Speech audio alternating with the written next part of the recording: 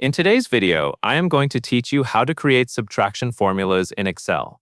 This is a simple and useful formula to know, especially when you want to compare two numbers and quickly find the difference between them. Excel makes this process very easy once you understand the basic pattern. You will be entering a formula directly into a cell, and Excel will calculate the result for you automatically. To begin, click the cell where you want your result to appear. This is the cell that will display the answer after the subtraction formula is complete. It is always a good idea to choose the result cell first, so you know exactly where the final value will show up.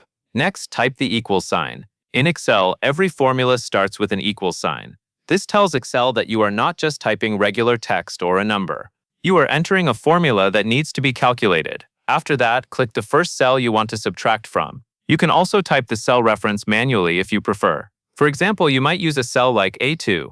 This first cell is the starting number in your subtraction formula, so Excel will take the value in that cell first. Then type the minus sign. This is the subtraction operator, and it tells Excel that you want to subtract one value from another. It is important to place it directly after the first cell reference in the formula.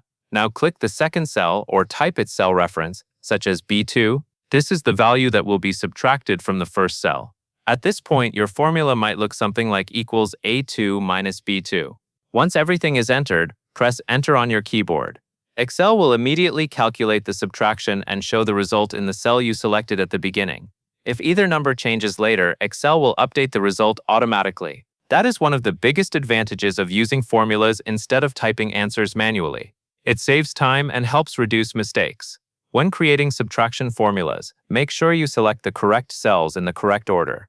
The first cell is the number you are subtracting from, and the second cell is the number being subtracted. That order matters because reversing the cells will change the result. That covers everything you need to know.